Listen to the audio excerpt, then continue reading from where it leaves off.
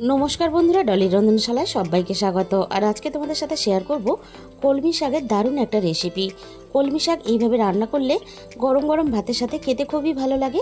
প্রথম পাতে এরকম একটা কলমি শাকের রেসিপি থাকলে গরম গরম ভাতের সাথে মেখে কিন্তু পুরো খাওয়াটাই হয়ে যাবে, আর কোনো ডাল তরকারির প্রয়োজন হবে না। এখানে দেখো আমি বেশ কিছুটা কলমি শাক নিয়েছি। এবার আমি কলমি শাকগুলোকে কেটে ধুয়ে খুব ভালোভাবে পরিষ্কার করে নেব। যেহেতু বর্ষাকাল, তাই খুব ভালোভাবে কলমি শাকগুলো বেছে আমি কাটার পরে খুব ভালোভাবে ধুয়ে নিয়েছি। আর আমি এই রান্নার জন্য কিছুটা ছোট চিংড়ি নিয়েছি। আর কলমি শাক রান্নার জন্য এরকম ছোট চিংড়ি হলে তাহলে রান্নার স্বাদ অনেক বেশি ভালো হয়।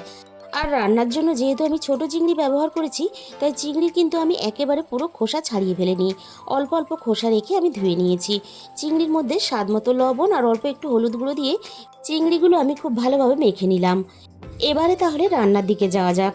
রান্নার জন্য আমি প্রথমে কড়াইয়ের মধ্যে পরিমাণ মতো সর্ষের তেল দিয়ে দিলাম।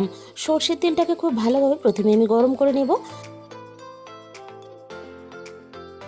সর্ষের তেলটা আমি খুব ভালোভাবে গরম করে নেওয়ার পরে এবারে আমি চিংড়িগুলো তেলের মধ্যে দিয়ে দিলাম। চিংড়ির পরিমাণটা আমি একটু বেশি রান্নাতে ব্যবহার করেছি, তবে তোমরা তোমাদের প্রয়োজন মতো চিংড়ির পরিমাণটা ব্যবহার করবে। এবার আমি গ্যাসের ফ্লেমটা একেবারে হাইতে দিয়ে চিংড়িগুলো খুব ভালোভাবে নাড়াচাড়া করে ভেজে নেব। আর আমি কিন্তু সবসময় বলি, চিংড়ি ভাজার সময় অবশ্যই গ্যাসের ফ্লেমটা হাইতে দেবে।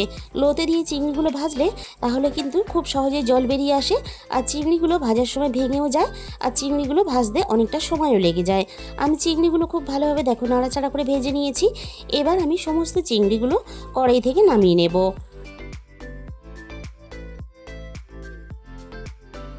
চিংড়িগুলো ভেজে তুলে নেওয়ার পরে কড়াইয়ের মধ্যে আমি আবারও প্রয়োজন মতো সর্ষের তেল দিয়ে দিলাম। এই রান্নাটা সর্ষের তেলে করবে, তাহলে রান্নার স্বাদটা খুব ভালো হয়। তেলটা আমি খুব ভালোভাবে গরম করে নিয়েছি। এবার আমি তেলের মধ্যে ফোড়নে দিয়ে দিলাম অল্প একটু কালো জিরে। আগে থেকে আমি একটা মাঝারি সাইজের আলু ভাজার মতো ছোট ছোট করে কেটে রেখেছিলাম। কেটে রাখা আলুটা আমি ফোড়নের সাথেই দিয়ে দিলাম। এবারে আমি আলুগুলোকে খুব ভালোভাবে ফোড়নের সাথে নাড়াচাড়া করে ভেজে নেব। আর যেহেতু আমি এই রান্নাতে কোনো রকম কিন্তু জল ব্যবহার করব না, তাই আলুগুলো কিন্তু এই রান্নার জন্য খুব ভালোভাবে একটু সময় নিয়ে ভেজে নিতে হবে, যাতে ভিতর থেকে আলুগুলো খুব ভালোভাবে সিদ্ধ হয়ে যায়। আলুগুলো আমি খুব ভালোভাবে নাড়াচাড়া করে ভেজে নিয়েছি। আগে থেকে অল্প একটু বেগুন আমি ছোট ছোট টুকরো করে কেটে রেখেছিলাম। বেগুনটা আমি আলুর সাথে দিয়ে দিলাম। আলু আর বেগুন আমি একসাথে আবারও একটু নাড়াচাড়া করে ভেজে নেব। আর বেগুন খুব ভাজতে লাগবে না, অল্প একটু নাড়াচাড়া করে ভেজে নিলেই হবে।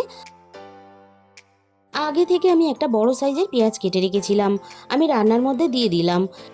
এবার আমি পেঁয়াজটাকে নাড়াচাড়া করে একটু ভেজে নেব। তবে পেঁয়াজ কিন্তু আমি খুব বেশি পরিমাণ ভাজবো না, কারণ পেঁয়াজ যদি খুব বেশি ভাজা হয়ে যায় তাহলে পেঁয়াজের মিষ্টি স্বাদটা নষ্ট হয়ে যাবে। পেঁয়াজটাকে এই রান্নার জন্য এমনভাবে ভাজতে হবে যে পেঁয়াজটা বেশ ভাজা ভাজাও হয়ে যাবে, আবার নরম হয়ে যাবে। পেঁয়াজটা দেখো আমি খুব সুন্দর করে ভেজে নিয়েছি। অল্প একটু থেতো করা রসুন আর একটা কাঁচা লঙ্কা আমি আগে থেকে থেতো করে রেখে দিয়েছিলাম, আমি রান্নার মধ্যে দিয়ে দিলাম। অল্প একটু রসুন দিলে তাহলে রান্নার স্বাদটা অনেক বেশি ভালো হয়, আর তাই অবশ্যই অল্প একটু রসুন থেতো করে দেওয়ার চেষ্টা করবে। আমি রসুনটাকে হালকা একটু নাড়াচাড়া করে ভেজে নিলাম। এবার আমি সামান্য পরিমাণ জল দিয়ে দিলাম, যাতে না মশলাগুলো দেওয়ার পরে পুড়ে যায়। এবার আমি একে একে গুঁড়ো মশলাগুলো দিয়ে দেব। দিয়ে দিলাম আমি এখানে 1 চামচ পরিমাণ হলুদ গুঁড়ো, আর দিয়ে দেবো আমি এখানে 1/2 চামচ পরিমাণ ঝাল লঙ্কার গুঁড়ো। দিয়ে দিলাম আমি এখানে 1/2 চামচ পরিমাণ জিরে গুঁড়ো, আর দিয়ে দেবো আমি 1/2 চামচ পরিমাণ ধনে গুঁড়ো। এবার আমি সমস্ত মশলা সব কিছুর সাথে খুব ভালোভাবে নাড়াচাড়া করে মিশিয়ে দিয়ে আমি মশলাগুলো সব কিছুর সাথে খুব ভালোভাবে কষিয়ে নেব। মশলা আমি খুব ভালোভাবে সব কিছুর সাথে নাড়াচাড়া করে কষিয়ে নিয়েছি। এবার আমি কেটে রাখা শাকগুলো কড়াইয়ের মধ্যে দিয়ে দিলাম। আমরা অনেক রকমের দামি দামি সবজি খেতে গিয়ে এই শাকটা রান্না করে খেতে প্রায় ভুলেই গেছি। তাই একবার হলেও তোমরা এই রেসিপিটা অবশ্যই বাড়িতে ট্রাই করে দেখো, আশা করি তোমাদের খুবই ভালো লাগবে। সমস্ত কলমি শাকগুলো আমি কড়াইয়ের মধ্যে দিয়ে দিয়েছি। এবার আমি শাকের সাথে স্বাদ মতো রান্নার লবণটাকে দিয়ে দিলাম। কলমি শাকটা খুব ভালোভাবে নরম হয়ে আসার জন্য মিনিট 5-এর জন্য আমি ঢাকা দিয়ে দিলাম। 5 মিনিট পরে আমি কড়াই থেকে ঢাকাটাকে সরিয়ে নিলাম। দেখো কলমি শাকটা খুব সুন্দরভাবে কিন্তু নরম হয়ে গেছে। আর এই রান্নাতে আমি আগেই বলেছি কোনো রকম জল ব্যবহার করব না, তাই কিন্তু রান্নাটা আমি একেবারে গ্যাসের ফ্লেমটা লোতে দিয়ে আমি রান্নাটাকে করতে থাকবো। কলমি শাকটা আমি সব কিছুর সাথে নাড়াচাড়া করে খুব ভালোভাবে মিশিয়ে দেব। আর কলমি শাকটা দেখো আমি একটু বড় বড় টুকরো করে কেটেছি।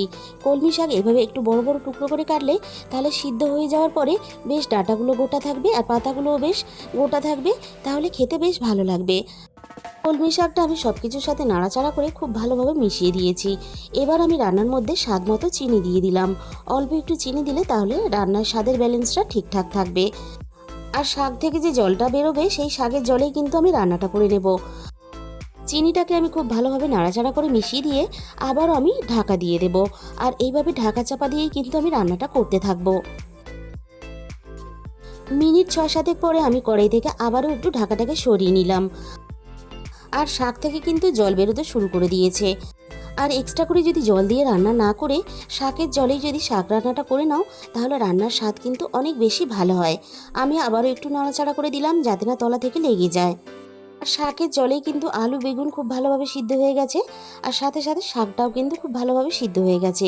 এবার আমি রান্নার মধ্যে ভেজে রাখা চিংড়িগুলোকে দিয়ে দিলাম। এবার আমি চিংড়িটাকে সব কিছুর সাথে নাড়াচাড়া করে খুব ভালোভাবে মিশিয়ে দিয়ে আমি মিনিট 5 মতো রান্নাটা করে নেব।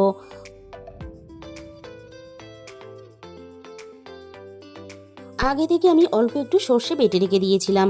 সাদা আর হলুদ সর্ষে আমি মিশিয়ে এখানে বেটে রেখেছিলাম।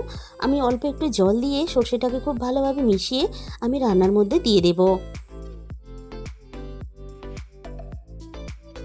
আর অল্প একটু সর্ষে বাটা দিলে তাহলে রান্নাটা বেশ গা মাখা মাখা হয়। আর যেহেতু রান্নাতে চিংড়ি দেওয়া আছে, তাই সর্ষে আর চিংড়ি একসাথে মিশে গিয়ে রান্নার স্বাদ কিন্তু অনেক বেশি বাড়িয়ে দেয়। সর্ষে বাটাটা নাড়াচাড়া করে মিশিয়ে দিলেই কিন্তু আমাদের এখানে রেডি হয়ে গেল গরম গরম ভাতের সাথে খাওয়ার জন্য দারুণ একটা কলমি শাকের রেসিপি।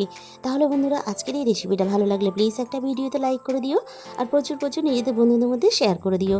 আর যে সমস্ত বন্ধুরা এখনও পর্যন্ত আমার চ্যানেলটাকে সাবস্ক্রাইব করনি, এরকম নতুন নতুন রেসিপি পেতে অবশ্যই আমার চ্যানেলটাকে সাবস্ক্রাইব করে পাশে থাকা বেল আইকনটা অল করে দিও। তাহলে আমি যখনই কোনো নতুন রেসিপি আপলোড করব সবার আগে তোমার কাছে পৌঁছে যাবে। আর তোমাদের মূল্যবান সময় দিয়ে রেসিপিটা শেষ পর্যন্ত দেখার জন্য তোমাদের সবাইকে অসংখ্য ধন্যবাদ। আজকে তাহলে এই পর্যন্ত।